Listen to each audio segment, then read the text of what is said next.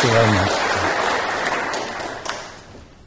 Mr. Chairman, Lord Lawson, distinguished guests, ladies and gentlemen, it's a great honor for me to be here tonight, getting a chance to deliver the inaugural lecture of the Global Warming Policy Foundation to such a distinguished audience.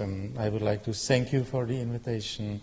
I would like especially to thank Nigel Lawson.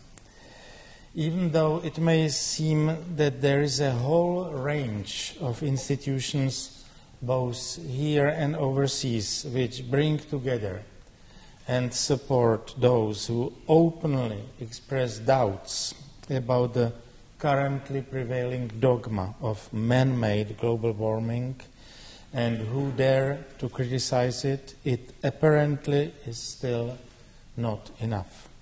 We are subject to a heavily biased and carefully organized propaganda and a serious and highly qualified forum here on this side of the Atlantic that would stand for rationality, objectivity, and fairness in public policy discussion is more than needed. That's why I consider the launching of the foundation an important step in the right direction. Klaus and others around him clearly do not want to do. They think in misconceived ethical terms, but it is wrong. We do not deny that if the existing trend continues, rising temperatures will have both its winners and losers.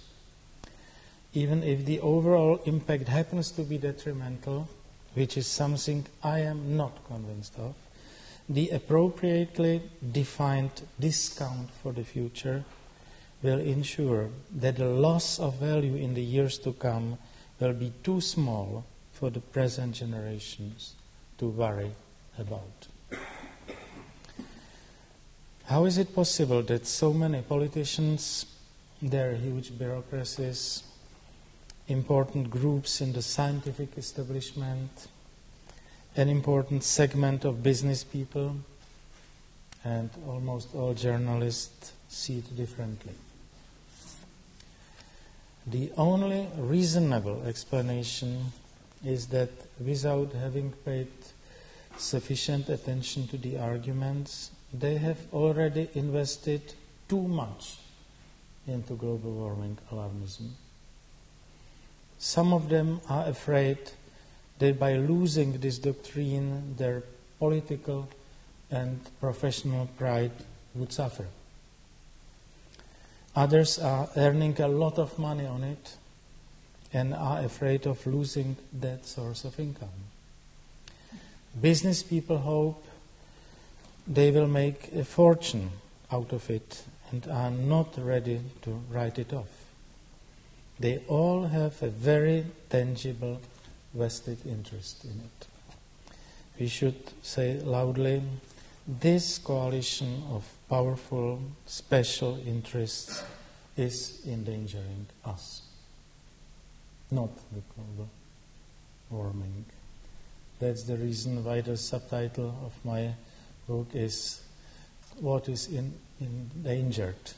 Freedom, Climate or Freedom? And my resolute answer is climate is okay, freedom is endangered.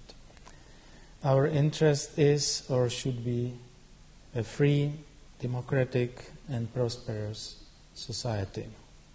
That's the reason why we have to stand up against all attempts to undermine it. We should be prepared to adapt ourselves to all kinds of future climate changes, including cooling, I would say. But we should never accept losing our freedom. And this is the message which I would like to leave here in London, in this room this evening. Thank you very much for your attention.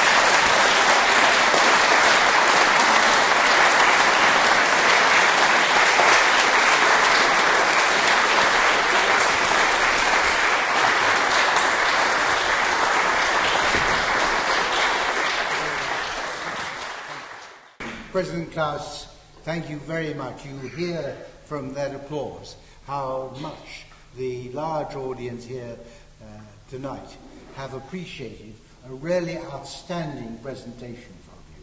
You are somebody who combines three qualities which I particularly admire: intellectual capacity of a high order, a passionate belief in individual freedom and liberty, which has been reinforced by your own experience of living under communist rule for such a long time, and in addition, great courage in speaking out as you have done publicly and written about it, and it is something which is a very important element in doing it. There are some, like me, who only come to it after we've left office. Another one is President Aznar of Spain, who, after he ceased to be President of the Spanish Republic, turned out to be of the same sort of view that President Klaus and I have. But it is your combination of huge intellect, of a passionate belief in freedom, and your bravery, your courage, which is something we should all applaud tonight. So thank you very much, and thank you for coming to deliver the inaugural GW Global Warming Policy Foundation annual lecture. It will be hard to find a successor next year worthy of it. Thank you very much indeed. Thank you for a nice words. Thank you.